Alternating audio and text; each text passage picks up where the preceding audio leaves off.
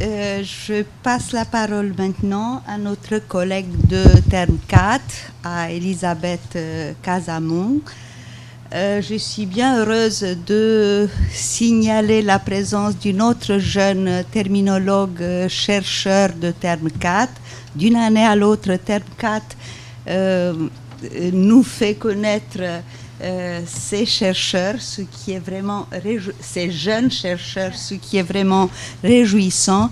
Et encore, Elisabeth, à part ses études de traduction, interprétation, vient de finir aussi des études de sciences politiques, ce qui l'aide dans son domaine. Comme vous verrez bien, aujourd'hui, elle s'occupe de la terminologie électorale.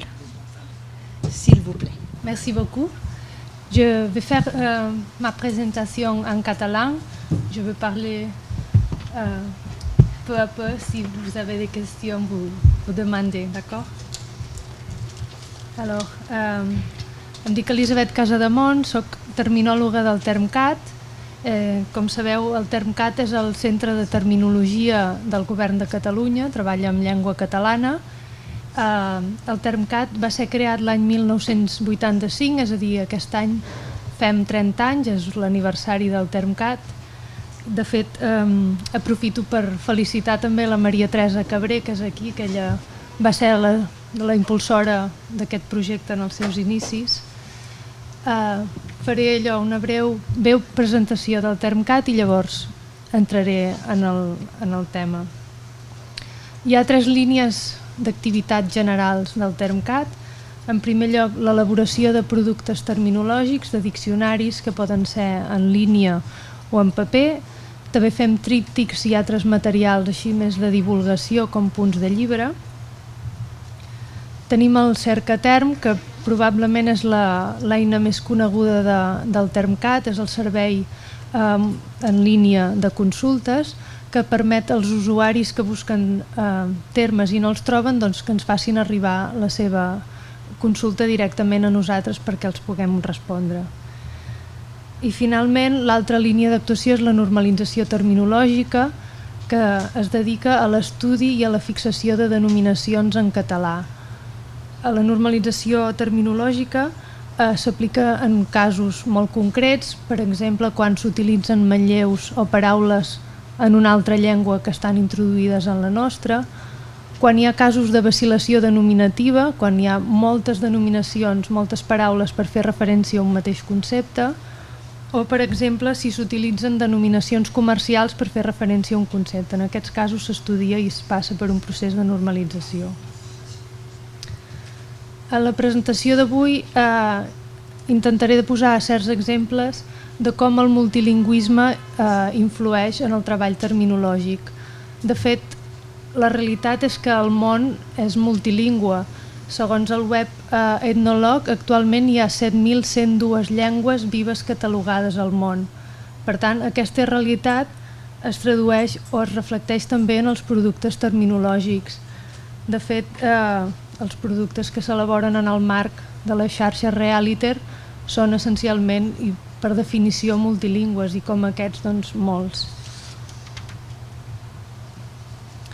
Els exemples que posaré avui els he extret de la terminologia electoral bàsica. És un producte que va publicar el TermCat al maig de l'any passat en motiu de les eleccions al Parlament Europeu i he agrupat els exemples en 2 grans categories, segons si la incidència del multilingüisme es produeix sobre el concepte o sobre la denominació. Pel que fa als exemples de la incidència que es produeixen sobre el concepte, hi ha 3 grans tipologies. En cas de realitats diferents per a comunitats lingüístiques diferents, trasllats de significats d'una llengua a una altra i matisos conceptuals entre els termes. El primer exemple, exemplificarem realitats diferents per a comunitats lingüístiques diferents. Aquest és un terme que va estudiar el Consell Supervisor, prové del francès panachage. Això significa l'acció que fa un votant quan en el seu vot combina candidats de diversos partits polítics diferents. En català no teníem una denominació per fer referència a aquest concepte perquè en el nostre sistema electoral aquest fet no es produeix. Llavors es va estudiar el cas amb especialistes de l'àmbit electoral i es va fixar la forma en català vot de barreja. De fet, barreja és en català un calc del francès panachage, que és l'acció de barrejar.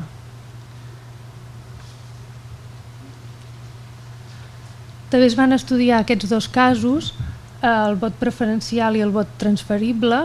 Són dos tipus de modalitat de vot que en català tampoc no existeixen perquè en el nostre sistema electoral no es produeix aquest tipus de vot. En aquest cas, a banda de fixar una denominació en català per a cada concepte, també era important poder diferenciar els dos conceptes, ja que hi havia molta confusió en l'àmbit per a diferenciar aquests dos termes.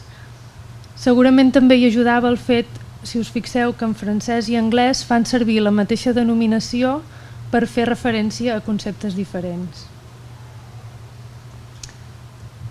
Ara bé, aquestes realitats diferents no passen sempre d'una comunitat exterior cap al català o al castellà, sinó que també passen al revés. El concepte de vot vàlid o voto válido existeix en el sistema electoral català i espanyol, però no té equivalència en les altres llengües. Aquest concepte fa referència, és un concepte genèric que engloba els vots en blanc i els vots a candidatura, per oposició al vot nul. Però conceptualment no té traducció en d'altres sistemes electorals, no hi ha equivalència.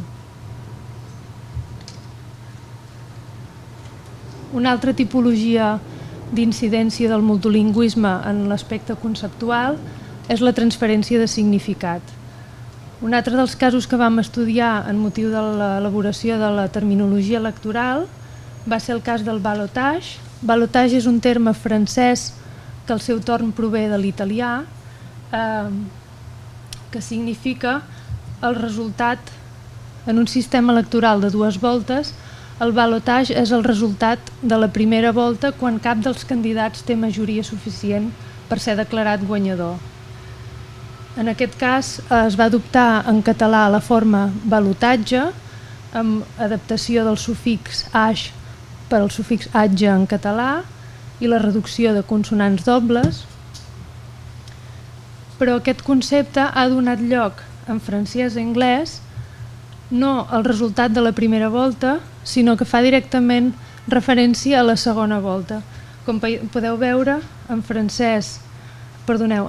castellà i anglès, fins i tot les obres lexicogràfiques de referència recullen ballotage, en aquest cas és el diccionari de la Real Acadèmia Espanyola, o ballotage és el Webster's, com a segona volta, és a dir, hi ha hagut una transferència de significats de dos conceptes molt paral·lels, molt units, doncs s'ha traslladat el significat en aquesta segona volta.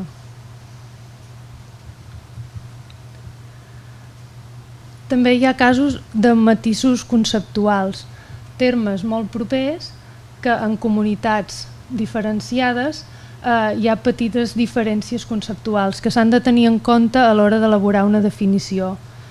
El concepte de jornada de reflexió no és unànime en tots els sistemes electorals. Aleshores vam haver de fer una definició prou genèrica perquè incloés totes les possibles varietats que hi ha en els diversos sistemes electorals.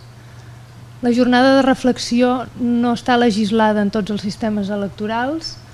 De fet, hi ha sistemes electorals en què no existeix o que es produeix per acord tàcit, però no perquè normativament hi hagi d'haver una jornada de reflexió.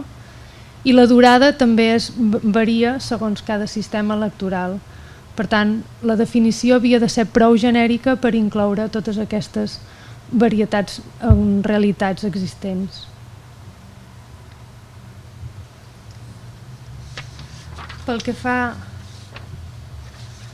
als casos en què el multilingüisme afecta la denominació, els he agrupat en 3 tipologies. d'una banda els manlleus, de l'altra casos de vacil·lació denominativa i finalment un cas de denominacions paral·leles en llengües similars però que fan referència a conceptes diferents. En primer lloc veurem els manlleus. Els manlleus són les paraules d'una altra llengua que s'introdueixen o s'integren a la llengua d'arribada. El ballotage que hem vist anteriorment seria un exemple, el gerrymandering n'és un altre. Com sabeu, en els sistemes electorals i la circumscripció electoral és cada una de les divisions del territori que escull un determinat nombre de representants. Aquests límits del territori de la circumscripció poden ser límits administratius o poden ser uns límits que es fixen específicament per a les eleccions. En aquest segon cas, és el cas, per exemple, dels Estats Units, aquests límits territorials es revisen periòdicament per ajustar-se als canvis que hi ha de la població. El gerrymandering, per tant, seria utilitzar aquesta revisió dels límits d'una circumscripció amb motius electorals, ja sigui per intentar beneficiar el teu partit o per intentar perjudicar l'opositor. Aquest és un exemple de gerrymandering. Com podeu veure, tota la zona marcada de verd és una circumscripció electoral, per tant, és un clar exemple de circumscripció dissenyada per intentar incidir en els resultats de les eleccions. La denominació gerrymandering és un acrònim format a partir del nom del senador de Massachusetts, Elbridge Gerry, i el substantiu anglès salamander, salamandra. Ell va ser aquí a principis del segle XIX, va dibuixar, va establir els nous límits d'una circumscripció electoral que recordava una salamandra. Llavors, els diaris d'aquella època van ser els que van fixar aquesta denominació de gerrymandering, que com podeu veure mirant els equivalents en totes les llengües és la denominació que s'utilitza internacionalment. En català, doncs, vam adoptar el manlleu gerrymandering, provenent de l'anglès, per fer referència a aquest concepte, però també es va provar alternativament una forma catalana de limitació interessada que és més transparent i que es pot utilitzar en contextos més divulgatius.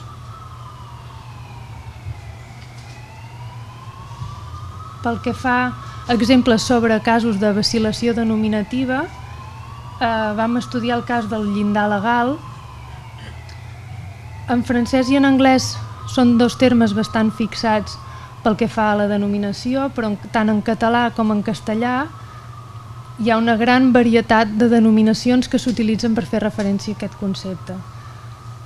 Aquest concepte fa referència al mínim de vots que necessita un partit polític perquè pugui entrar en la distribució d'escons. Si no assoleix aquest mínim de vots, ja directament no se'l té en compte.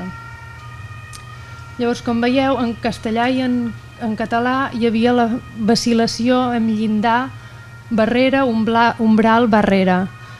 En català, finalment, tot i que les formes amb barreres s'utilitzaven molt, els especialistes que vam consultar van preferir prioritzar la forma amb llindar perquè la forma barrera té unes connotacions molt negatives que era preferible evitar i, a més, la denominació llindar legal és paral·lela a la denominació, al concepte relacionat de llindar efectiu.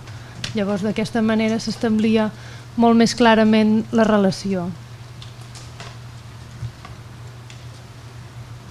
Aquí tenim dos conceptes més de l'àmbit electoral. En català vam estudiar aquest terme i finalment vam decidir prioritzar la fórmula, les denominacions basades en fórmula, fórmula de la mitjana més elevada i fórmula de la resta més elevada, malgrat que hi havia una gran vacil·lació que es produeix en totes les llengües, basada en fórmula, mètode, sistema, regla. Era poc clara quina denominació es podia arribar a fixar tenint en compte aquest ús contextual. Llavors, d'acord amb els especialistes, es va prioritzar les denominacions basades en fórmula perquè aquests dos conceptes fan referència a una tipologia de fórmula distributiva. Llavors era molt més precís parlar de fórmula que no, per exemple, parlar de sistema, que et pot remetre al sistema electoral. Una cosa és el sistema electoral i l'altra és la fórmula electoral. Ja per acabar, l'última tipologia d'exemples de com el multilingüisme incideix en les denominacions, us he portat un exemple de denominacions que s'utilitzen paral·lelament en llengües per fer referència a conceptes diferents. En català i en castellà s'utilitza la forma llista oberta o lista abierta per fer referència a un vot de llista en què l'elector pot donar el seu vot a qualsevol candidat de qualsevol partit. En francès i anglès, però, si us hi fixeu, es diu llista flexible o llista libre i en anglès free list per fer referència en aquest concepte. El que en anglès anomenen llista oberta i open list, que serien denominacions paral·leles a la forma catalana llista oberta o a la forma castellana llista abierta, nosaltres ho anomenem llista tancada desbloquejada o llista desbloquejada. En aquest cas es tracta d'un vot en què l'elector pot decidir també a qui dona el vot, però dins d'una sola llista electoral, dins d'un sol partit polític. No pot combinar el vot entre diverses candidatures. En aquesta presentació hem vist com realment el multilingüisme afecta el treball terminològic i com la incidència d'aquest es produeix tant a nivell conceptual com a nivell de la denominació. Moltes gràcies.